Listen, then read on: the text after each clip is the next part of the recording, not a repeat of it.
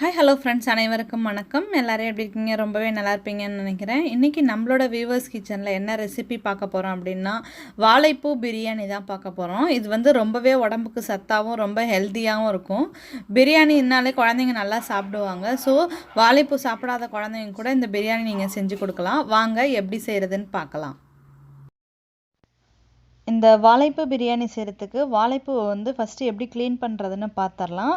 இந்த மாதிரி வாழைப்பூவை வந்து ஃபஸ்ட்டு வந்து உரித்து எடுத்துக்கோங்க. இந்த மாதிரி வாழைப்பூ நல்லா உரித்து எடுத்தோன்னே அதில் வந்து அதை இடத்துல வந்து கையில் வச்சு இந்த மாதிரி நல்லா லைட்டாக வந்து இப்படி கசக்குனீங்க அப்படின்னா வந்து அதில் ஒரு காம்பு மாதிரி ஒன்று இருக்கும். நிறைய பேருக்கு இது தெரிஞ்சிருக்கும். இருந்தாலும் வந்து தெரியாதவங்க புதுசாக பார்க்குறவங்க வந்து கற்றுக்கோங்க. அந்த ஒயிட் கலரையும் நம்ம எடுத்துடணும். அது ரெண்டுமே போட்டிங்கன்னா ரொம்ப கசப்பாக இருக்கும். அந்த காம்பு அந்த ஒயிட் கலர் ரெண்டுத்தையுமே எடுத்துகிட்டு நம்ம கட் பண்ணிக்கலாம். இப்போ நம்ம பிரியாணி செய்ய ஸ்டார்ட் பண்ணிடலாம். ஒரு 3 டேபிள் ஸ்பூன் போல் ஆயில் சேர்த்துக்கோங்க. ஆயில் நல்லா சூடானதும் அது கூட வந்து பாதி போல் பிரியாணி இலை, பாதி போல் பட்டை, 2 ஏலக்காய், 2 கிராம்பு வச்சுருக்கேன், அதையும் சேர்த்துக்கோங்க. இப்போ இது கூட வந்து மீடியம் சைஸ் வெங்காயம் வந்து நல்லா ஒன்று வந்து கட் பண்ணி வச்சுருக்கேன், அதையும் சேர்த்துட்டு இந்த வெங்காயம் வந்து நல்லா பொன்னிறமாக வதங்குற வரைக்கும் நல்லா வந்து நம்ம வதக்கிக்கலாம். நல்லா வந்து கோல்டன் கலரில் வர வரைக்கும் நல்லா வதக்கிக்கலாம். ஸோ வெங்காயம் வந்து நல்லா வதங்கட்டும். இப்போ வெங்காயம் வந்து நல்லா கோல்டன் கலரில் இந்த மாதிரி வதங்கினதுக்கப்புறம் அது கூட வந்து ஒரு பச்சை மிளகாய் சேர்த்துக்கோங்க. பச்சை மிளகாய் சேர்த்துட்டு அதையும் நல்லா வந்து லைட்டாக வதக்கிக்கோங்க. கூடவே வந்து ஒரு கைப்பிடி அளவுக்கு வந்து புதினா இலை சேர்த்துக்கோங்க.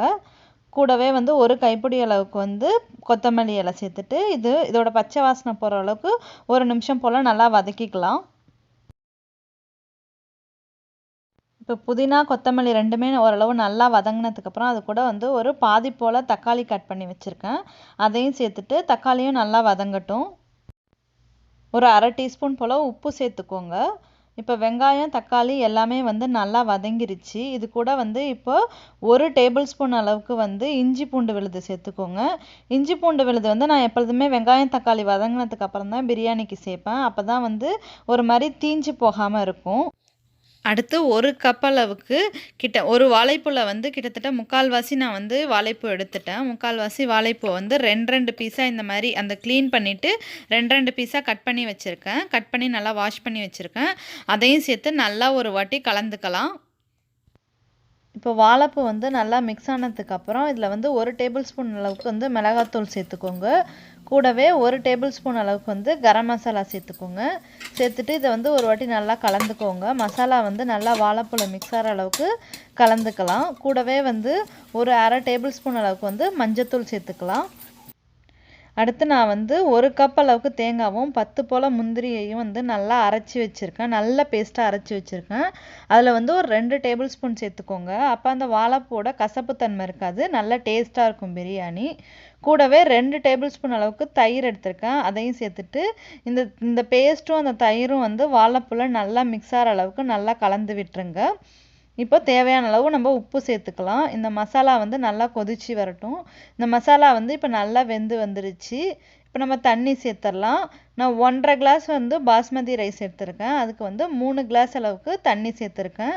எப்பொழுதுமே நீங்கள் பிரியாணிலாம் செய்கிறீங்கன்னா உங்களோட கரண்டி வந்து இந்த அதுவுக்கு பாதி அளவுக்கு தான் தண்ணி இருக்கணும். அப்போ தான் பிரியாணி வந்து நல்லா குலையாமல் நல்லா உதிரி உதிரியாக வரும்.